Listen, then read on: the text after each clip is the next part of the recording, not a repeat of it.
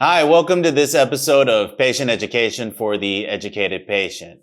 This episode, we're going to talk about your birth plan. The fetal monitoring during labor is part of almost every birth plan that I've come across or have been given.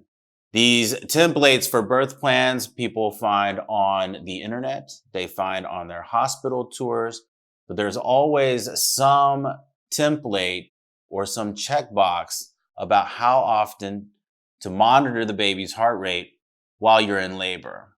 And there seems to be some misinformation there because that decision should be based on some data. There are consequences to intermittent monitoring, which is very popular.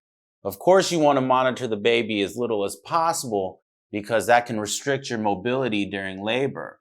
And one of the growing trends in labor is to be as mobile as possible. People are trying to avoid epidurals. They're using walking epidurals. They want birthing stools. They want to deliver in a squatting position. They want to be in the bathtub. They want to use a birthing ball. All of these things require more mobility. And one of the things that restricts your mobility is continuous fetal monitoring. But from this episode, you'll be able to see the data that supports the continuous fetal monitoring, which does come at the expense of some of your mobility and freedom while you're in labor, but it's for good reason. It's a lot of work keeping the baby on the monitor throughout labor. It's a lot of work for the nurse, the hospital, the physician. And so you'll see why we do what we do. But of course, the final decision is up to you. So the take-home points: continuous fetal monitoring, or CTG, cuts the risk of neonatal seizures in half versus intermittent auscultation. That has been very well documented in very large studies, meta-analyses, and it's very hard to contest that fact. Cutting the neonatal seizures in half does come at a price. It does come with higher C-section rates and higher operative vaginal delivery rates. So that includes both vacuum-assisted deliveries and forceps-assisted vaginal deliveries. So a lot of patients feel that the continuous fetal monitoring does come at a risk for higher C-sections and operative vaginal deliveries. But the benefit that's often ignored is that you do cut the risk of neonatal seizures in half. So the second take-home point will be intermittent fetal monitoring, or CTG, may be a better alternative than intermittent auscultation. Intermittent auscultation means listening to the baby's heart rate after every contraction or at set intervals, depending on how far along you are in labor. But intermittent CTG, or intermittent continuous fetal monitoring, means continuously monitoring the baby's heart rate for maybe 15 to 30 minutes every 60 minutes. That seems to be a safer compromise than intermittent auscultation, and we'll present that data here. So background information: the standard of care while you're in labor is to provide continuous fetal heart rate monitoring, or CTG. This is basically recording the fetal heart rate the entire time you're in labor. A lot of research and data has been poured into this to try to interpret how healthy the baby is and how stressed the baby is while you're in labor based on the fetal heart rate, the pattern, and the variability, the accelerations and decelerations, to determine how well the baby is going to tolerate delivery and labor. So other methods have been tried in the past. Examples are fetal scalp sampling, which has been largely abandoned due to technical problems and logistical problems getting it done. So fetal scalp sampling used to be when you were in labor, you could sample a drop of blood from the baby's scalp, run it through a machine, and test the pH of that blood. And that would tell you exactly how stressed the baby is, how much CO2 the baby's retaining, and how much oxygen the baby's not getting. But again, due to the technical difficulties of doing that, it's been largely abandoned. The fetal pulse oximeter is very similar to the pulse oximeter you get on your finger, that red light sensor that you get on your finger when you go to the emergency room or you're admitted to the hospital. It measures the percent oxygenation saturation in your blood. They had the same device for babies. There was a device where you could slide it into the birth canal right next to the baby's head, and it could measure the baby's pulse oximetry. The problem is that data never really correlated with better fetal outcomes, so that's also been abandoned. Vibroacoustic stimulation sometimes is available on labor and delivery, but it involves this little handheld device that made a loud buzzing sound and also vibrated the baby through the mom's belly. So you would take this device, you'd hold it to the mom's belly while she was in labor, you'd hit a button, it would vibrate and make a very loud buzzing sound. If the baby's heart rate accelerated and then went back to baseline in response to this buzzing sound, that would provide reassurance the baby is doing okay and that you could continue laboring in hope of delivering vaginally.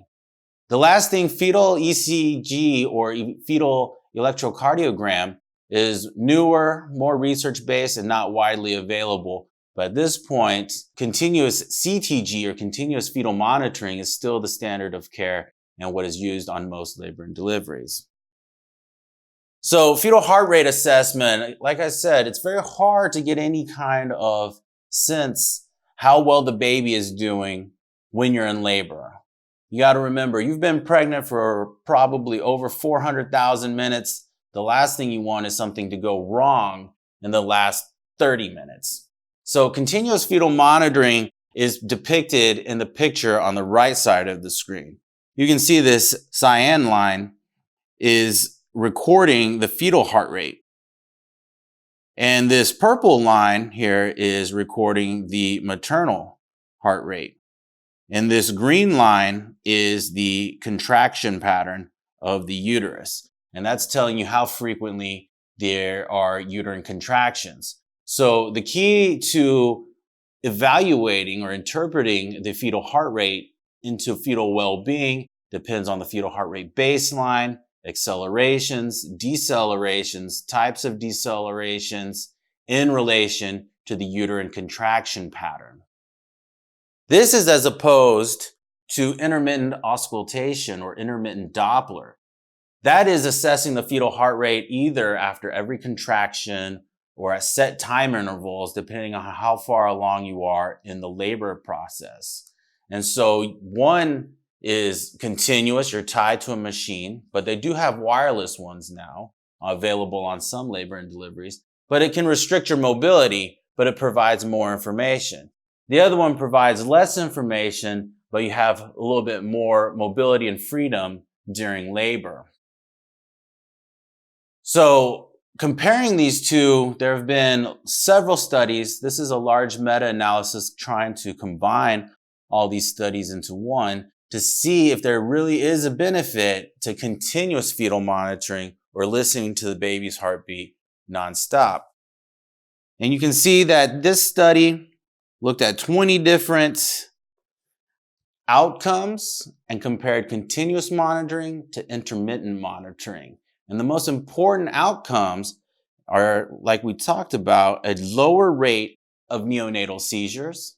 Neonatal mortality is the same. The rate of cerebral palsy is the same. But you do get half the amount of neonatal seizures. But that does come at the expense of a higher rate of operative delivery, both C-sections and operative vaginal delivery rates, which include vacuum-assisted deliveries and forceps-assisted deliveries. So you can see that denoted right here and right here. So to summarize these findings, again, you'll have a lower spontaneous vaginal delivery rate if you do continuous fetal monitoring. You'll have a higher rate of operative vaginal deliveries. You'll have a higher rate of C-sections. You won't reduce the number of babies that pass away in the middle of labor. This is the same. But the big benefit is the reduction in neonatal seizures. And again, this relative risk of 0.5 means you're cutting the risk of neonatal seizures in half. The other thing that people seem to argue is that neonatal seizures are not that bad. That's not entirely true. Some babies have neonatal seizures and then go on to have perfectly normal lives. But there's also a group of babies that have neonatal seizures that go on to have long-term developmental delays and developmental problems. And that's what this study shows. This study followed babies out to 1 year of age that had neonatal seizures shortly after delivery, and it looked at their outcomes when they were 1 year old. And you can see that not all babies are going to be normal having neonatal seizures. So it definitely depends on why the baby's having neonatal seizures to see if it's going to correlate with long-term negative outcomes. So the real question is, what's a fair compromise? You don't want to listen to the baby continuously. You don't want to listen to the baby's heart rate at all, but intermittent auscultation doesn't seem to be frequent enough or providing enough information to deliver babies safely. But there is a compromise that even I use for my patients, and it's an intermittent CTG or intermittent non-stress test or contraction stress test while you're in labor. That means doing continuous fetal heart rate monitoring for maybe 15 to 30 minutes every 60 minutes. I personally just tell the patients to stay on the monitor for 20 minutes every hour. If it looks perfect, then you can come off the monitor for 40 minutes and go about whatever you want to do while you're in labor, whether it's walking around, dancing, labor ball, birth ball, soaking in a bathtub, whatever it may be. That way you have a compromise between your mobility and the safety to the baby because you are assessing the fetal heart rate at least 20 minutes every hour. And so there's a study that looks at this, and they have a rather complicated protocol, as you can see here. But the bottom line is you put the baby on the monitor for 15 to 30 minutes every hour. If it's abnormal, stay on the monitor. If it's normal, you can come off the monitor for another, in this study, 30 to 45 minutes before you come back on to reassess the baby's well-being. So this seems to be a perfect compromise because their study results showed that between intermittent continuous monitoring and continuous monitoring, the C-section rate was the same, the operative vaginal delivery rate was the same, the vaginal delivery rate was the same, and the fetal outcomes. Fetal outcomes, of course, are very important and priority number one for most patients. And you can see that the APGAR scores were the same, admission to the neonatal ICU was the same, the umbilical artery pH was the same and comparable. So this seems to be a more fair compromise between monitoring the baby's heart rate in terms of safety and providing you time to move around, be mobile while you're in labor so that you're not confined to the bed, which is very frustrating mentally and physically for a lot of patients. Again, back to the take-home points. Continuous CTG or continuous fetal monitoring will cut the risk of neonatal seizures in half over intermittent auscultation. So when you're filling out your birth plan, please look at the data before you just check a box. It's much more complicated than just checking a box. You have to balance the benefits of safer deliveries for the baby with the cost of limited mobility while you're monitoring the fetal heart rate.